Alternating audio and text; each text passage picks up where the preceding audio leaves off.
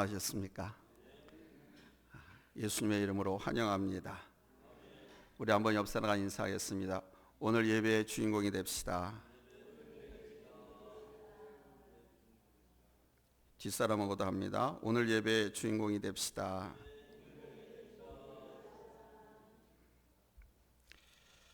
전 세계에서 과학적으로 가장 뛰어난 문자가 뭔지 아십니까?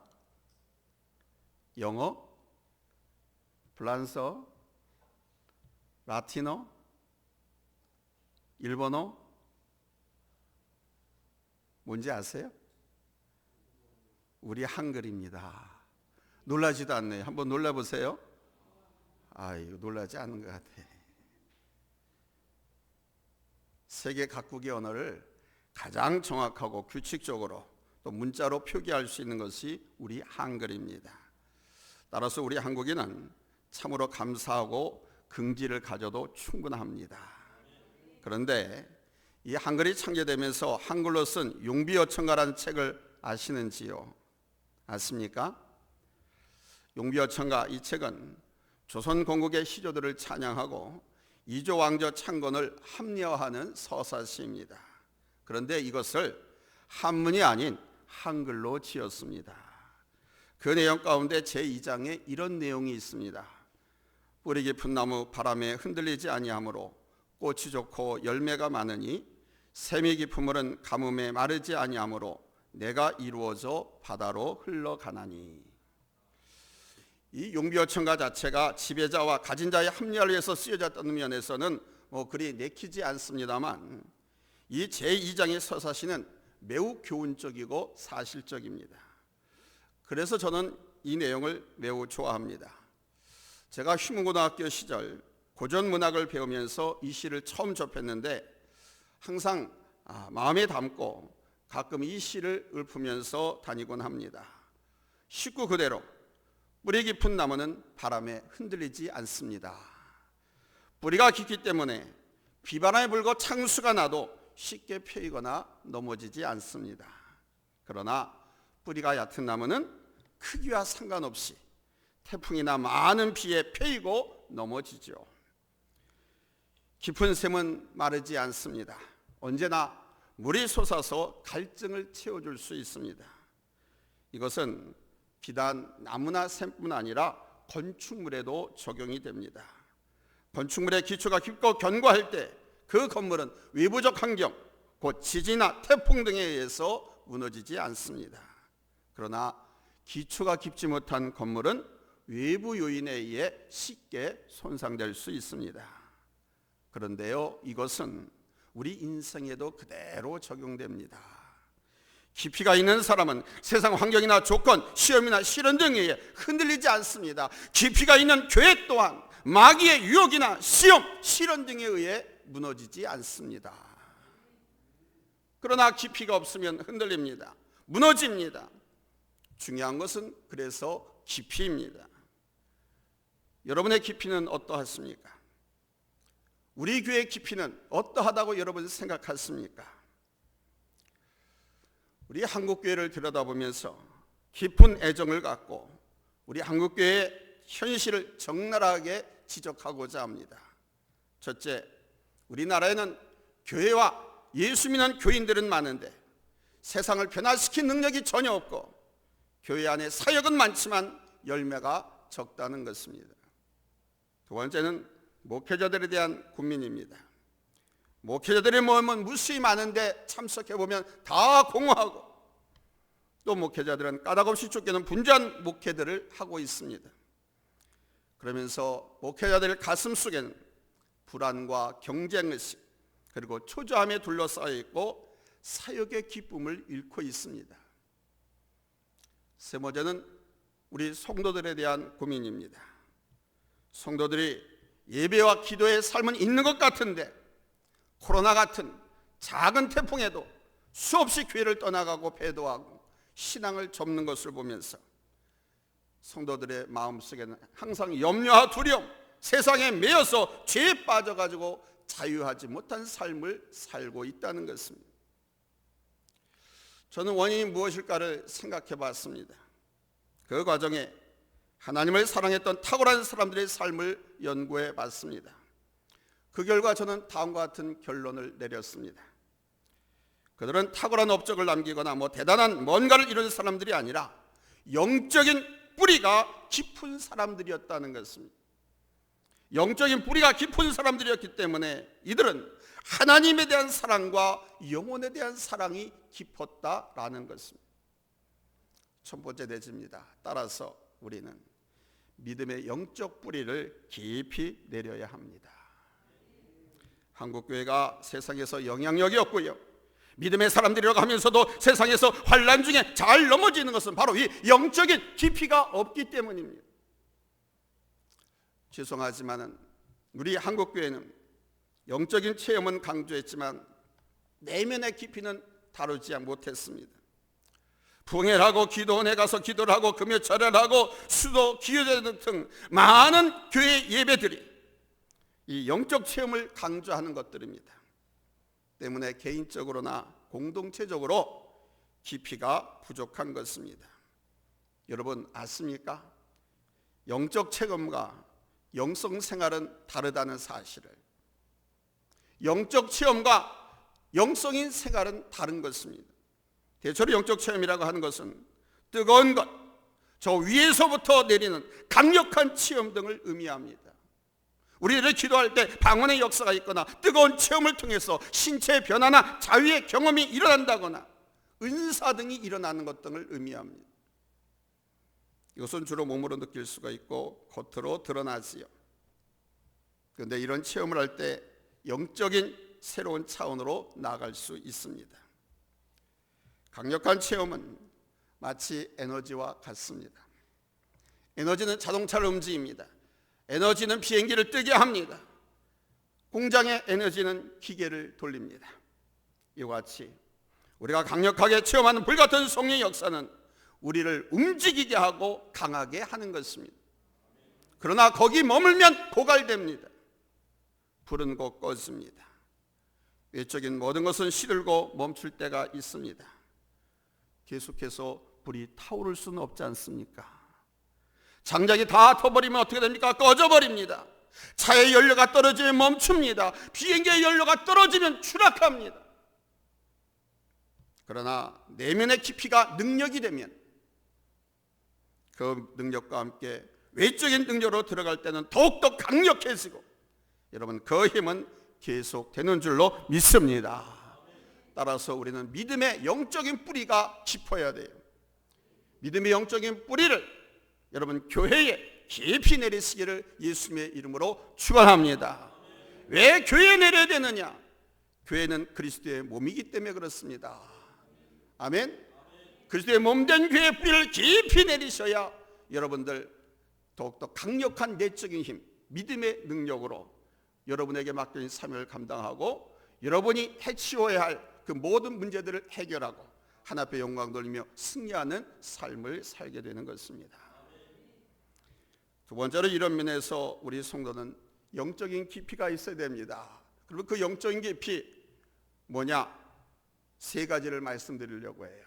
첫째는 믿음의 뿌리를 깊이 내리셔야 됩니다. 한번 따라서 합시다. 믿음의 뿌리를 깊이 내리자. 믿음이 얕은 사람은 그냥 순간순간 그 믿음이 흔들립니다. 어느 순간 하나님의 살아계심을 믿다가도 어떤 순간엔 의심을 합니다. 그러나 믿음의 뿌리가 깊은 사람은 절대로 흔들리지 않지요. 부처에서 목회하고 있는 제 친구 목사님이 어느 해 여름에 전교인 수련회를 저 서해안 한 바닷가로 갔습니다. 그러나 안타깝게도 그 교회 안수 집사님의 3대 독자가 물에 빠져서 죽고 말았습니다. 교회가 큰 시험에 빠지게 되는 순간이었습니다. 다른 일도 아니고 교회에서 수련회를 갔다가 그런 일을 당했으니 말이 없을 수가 없었겠죠. 목사님과 당회, 교회 모두가 어찌할 바를 모르고 있는데 정작 자식을 잃은 슬픔에 빠진 그 당사자들이 그 다음 주일에 교회에 와서 하나님 앞에 감사의 예물을 드렸습니다. 그 감사의 내용은 이렇습니다. 이 일로 인하여 자신들을 시험에 빠지지 않고 하나님을 굳게 의지하고 믿음을 지킬 수 있도록 해주신 것에 대해서 감사합니다. 자신의 아들이 비록 일찍 세상을 떠났지만은 죄악된 세상에 깊이 물들지 않고 하나님 품에 안긴 일로 감사를 드립니다.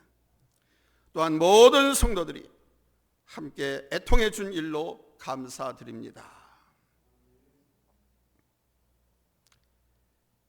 그 가족의 진지한 감사와 믿음의 고백에 온 성도들이 은혜를 받고 참 믿음이란 무엇인지를 알게 되었다고 합니다. 교회와 지역사회에 큰 시험이 될 뻔했던 사건이 오히려 감동의 사건으로 바뀌어졌습니다. 이렇게 믿음의 뿌리가 깊은 사람은 어떤 상황 속에서도 흔들리지 않습니다. 그런데요, 이 믿음의 깊이는 단 한순간에 되는 것이 아닙니다. 프로세스, 과정이 있습니다. 그리고 하나님의 은혜가 필요합니다. 아브라함이 갈다우를 떠나서 가나안 땅으로 오기까지 단 한 번에 온 것이 아닙니다. 하나님의 지시로 믿음으로 나왔지만은 하란에서 수년간을 지체해야 했습니다. 그리고 가나안으로 와서 정착하는 과정에서 또한 많은 연단의 시간들이 있었습니다. 가뭄 때문에 애굽으로 또 내려가기도 하고, 가뭄 때문에 블레셋으로 내려가기도 하고, 먹고 살기 위해서 또 다른 지방으로 내려가기도 하고, 하나님의 약속의 땅을 저버리고 이방 땅으로 내려가기도 하고, 하나님의 약속을 믿지 못해서 첩 하갈을 통해서 이스마엘을 낳기도 하는 등등. 그러나 그런 과정을 거친 후 아브라함은 믿음의 조상으로 서게 되었습니다. 하나님께서 독자인 이삭을 하나님께 바치라고 해도 아브라함은 믿음으로 바칠 수가 있었습니다. 여러분, 끝까지 하나님을 신뢰하십시오. 끝까지 하나님을 의뢰하고 의지하십시오. 그 약속과 능력에 대해서, 그 은혜와 사랑에 대해서 변함없는 믿음으로 바라보면서 나간다면 여러분의 믿음의 깊이는 점점 더 깊어지고 어떤 상황 속에서도 여러분 하나님만 바라보게 될 줄로 믿습니다. 할렐루야. 이것이 축복입니다. 두 번째는 사랑의 뿌리를 깊이 내리시기 바랍니다. 이 사랑의 깊이가 깊으면요, 변함없는 요동치 않는 평안한 삶을 살 수 있습니다. 예수님을 사랑하는 깊이, 영혼을 사랑하는 깊이, 교회를 사랑하는 깊이, 목회자를 사랑하는 깊이. 사랑이 더해지면 더해질수록 여러분의 인격의 깊이, 내면의 깊이가 깊어지는 것입니다. 왜냐하면 이 사랑이 인격의 가장 근본적인 성품이기 때문입니다.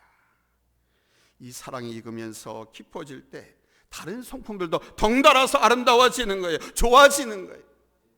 사랑은 마치 과일과 같이 영양분을 담은 당분과도 같습니다.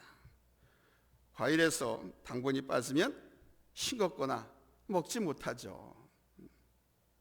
마찬가지로 아무리 기쁨과 화평을 이야기하고 오래 참과 자비, 양소, 충성, 온유, 절제 등의 성품을 이야기하고 그것을 다 가졌다 하더라도 그 속에 사랑이 없으면 썩은 과일, 벌레 먹은 과일에 불과합니다.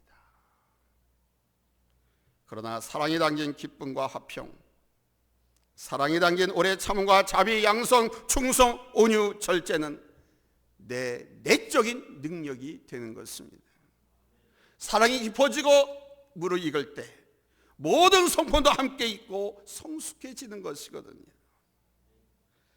내면적인 성숙함이 있을 때 여러분 나 자신뿐만 아니라 다른 사람들의 영향을 주고 화평을 주고, 아멘, 부여를 주고 행복을 주고, 아멘 좀 크게 합시다. 아멘.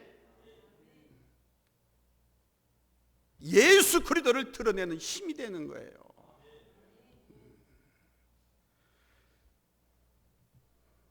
제가 감기약을 먹어서 이제 목이 막 타서 소리도 안 나오려고 하니 죄송합니다. 물 좀 마시겠습니다.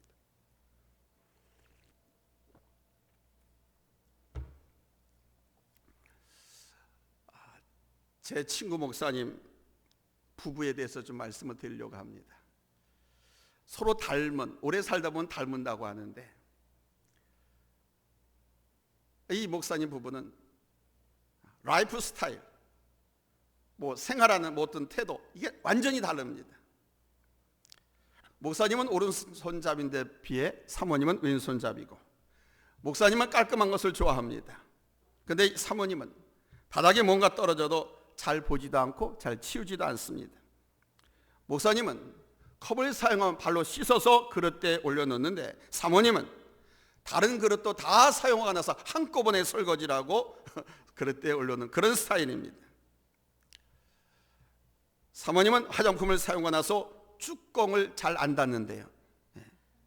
그러다 보면 이 목사님이 그것을 보고 서로 다툰다는 거예요. 아, 왜 당신 그 모양이냐고. 근데 어느 날 목사님한테 하나님께서 이렇게 말씀하시더랍니다. 잘하는 네가 해라 이놈아. 안 되니까 네게 붙여놓은 것 아니냐. 큰 충격이었답니다. 그리고 그때 목사님은 사랑이 무엇인지 깨달았답니다. 그래서 이제는 자신에게 주신 은사는 아내의 부족함을 채우기 위한 것임을 생각하면서 스스로 잘하신답니다. 목사님이. 여러분, 사랑이 깊어질 때 행복이 더하는 거예요. 사랑이 깊어질 때 은혜가 넘치는 거예요. 사랑이 깊어지면 모든 사랑과 화평을 이루게 되는 거예요. 따라서 여러분, 사랑의 깊이를 예수 그리스도 안에서 더 깊이 내리시기를 예수님의 이름으로 축원합니다. 할렐루야. 세 번째는 말씀의 깊이를 더 하셔야 됩니다. 하나님의 말씀을 지식으로만 아는 것이 아니라 하나님의 말씀을 생명과 능력의 말씀으로 보고 그 말씀을 듣고 묵상하고 연구하고 내 삶에 적용해 나가는 것입니다. 내 삶에 적용시켜 나가는, 이걸 말씀의 성육신화라고 하지요. 하나님의 말씀을 단지 지식으로만 아는 사람은 율법적인 삶을 살거나 자기 중심적인 삶을 살게 됩니다. 여러분, 유대인들이 그렇지 않았습니까? 하나님 율법의 말씀을 뭐뭐 하라, 뭐뭐 하지 말라라는 이런 말씀으로 받아들이고 그렇게만 살려고 하다 보니까 예수님께 책만 받는 율법주의자들이 되고 말았잖아요. 그래서 율법주의자들은 자유가 없고 말씀 안에 살려고 노력하지만 행복이 없습니다. 늘 그 율법에 매고 눌려 살게 됩니다. 항상 그들은 죄인일 뿐입니다. 그러나 율법 안에 근본 정신을 알고 그 정신으로 살아갈 때 사랑할 수 있습니다.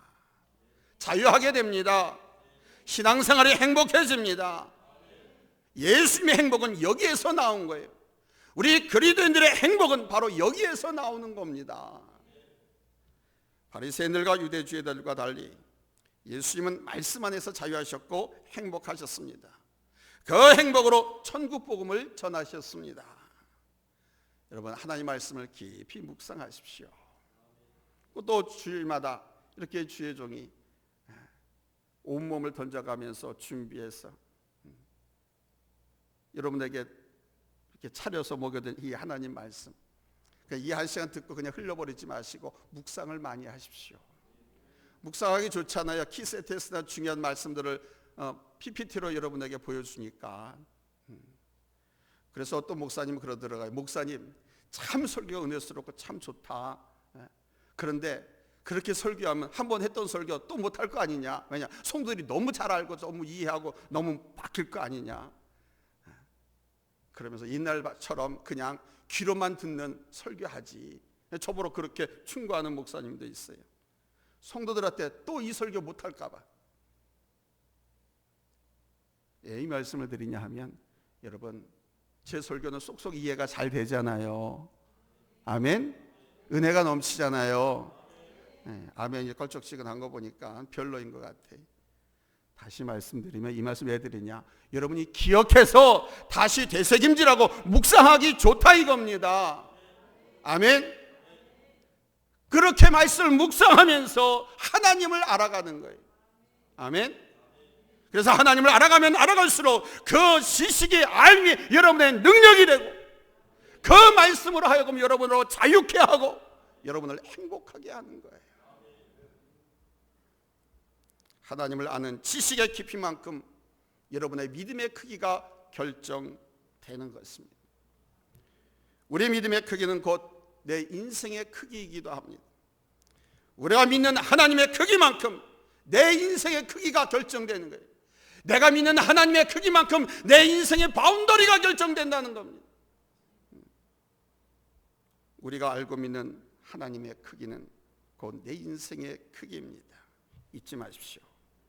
따라서 내가 하나님을 얼마나 아느냐, 얼마나 깊이 아느냐에 따라서 내 삶이 달라지는 것입니다. 그래서 하나님은 우리들에게 권면합니다. 당신을 알라고. 호세아서 6장 3절입니다. 우리 한번 다 같이 읽겠습니다. 잘했으면 아멘 합니다. 합독합니다. 시작. 그러므로 우리가 여호와를 알자. 힘써 여호와를 알자. 그의 나타나심은 새벽빛같이 어김없나니 비와 같이 땅을 적신 늦은 비와 같이 우리에게 임하시리라 하니라. 아멘. 누구를 힘써 알자? 하나님을 힘써 알자. 아멘. 우리의 믿음을 강하게 하고 영적인 성장과 성숙을 이루는 길은 바로 여기에 있습니다. 무엇보다도 내가 믿는 하나님을 아는 지식이 충만한 데 이르는 것입니다. 할렐루야. 에베소 4장 13절에서 말씀합니다. 우리가 다 하나님의 아들을 믿는 것과 아는 일에 하나가 되어서 온전한 사람을 이루어 그리스도의 장성한 분량이 충만한 데까지 이르리니. 아멘. 하나님의 아들을 믿는 것과 아는 일에 하나가 될 때 온전한 사람이 되고 예수 그리스도의 장성한 분량에 이른다고 하지 않습니까? 여러분, 아는 만큼입니다. 아는 만큼입니다. 여러분이 아는 크기가 여러분의 믿음의 크기고 여러분의 인생의 크기입니다. 우리가 하나님을 알 수 있는 일은 두 가지입니다. 하나는 우리의 삶의 현장에서 자연이나 또는 하나님의 능력을 통해서 하나님을 체험하면 하나님을 알아갈 수 있습니다. 그러나 그 체험을 삶이 되게 하고 능력이 되게 하는 것은 하나님의 말씀에 있습니다. 내가 체험한 것을 말씀으로 해석하고 깨닫고 확신할 때 참 능력이 되고 하나님을 알아가는 지식이 되는 것입니다. 두 번째는 말씀의 깊이 속에 들어갈 때 하나님을 알게 되고 하나님의 뜻도 분별하게 되는 것입니다.